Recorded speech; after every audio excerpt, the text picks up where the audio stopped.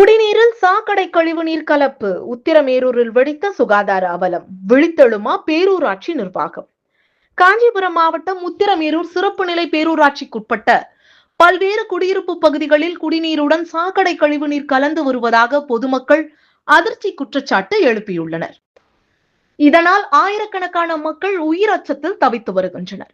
வீரராகவ ஐயங்கார் தெரு, செங்குந்த பிள்ளையார் கோவில் தெரு, திருமலையா பிள்ளை தெரு, தெற்கு மற்றும் வடக்கு ரெட்டி தெருக்கள், கிழக்கு கமாளர் தெரு, வெள்ளைச்செட்டி தெரு, மகாத்மா காந்தி தெரு உள்ளிட்ட பகுதிகளில் வசிக்கும் 20,000க்கும் மேற்பட்ட குடும்பங்கள் கடும் சுகாதார சீர்கேட்டில் சிக்கியுள்ளனர்.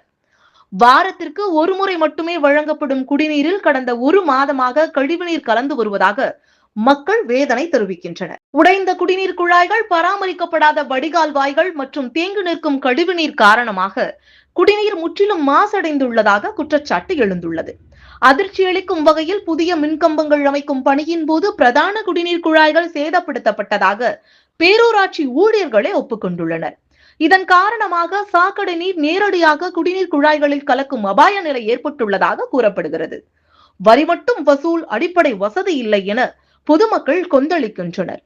தொழில் வரி, சொத்து வரி, குடிநீர் வரி உள்ளிட்ட அனைத்து வரிகளையும் முறையாக செலுத்தியும் பாதுகாப்பான குடிநீர் கிடைக்காத நிலை ஏற்பட்டுள்ளதாக மக்கள் குற்றம் சாட்டுகின்றனர். டெங்கு, வயிற்றுப்போக்கு உள்ளிட்ட தொற்று நோய்கள் பரவும் அபாயம் அதிகரித்துள்ள நிலையில் உடனடி நடவடிக்கை எடுத்து குடிநீர் குழாய்களை சீரமைத்து சுகாதார சீர்கேட்டை கட்டுப்படுத்த வேண்டும் என பொதுமக்கள் வலியுறுத்தியுள்ளனர்.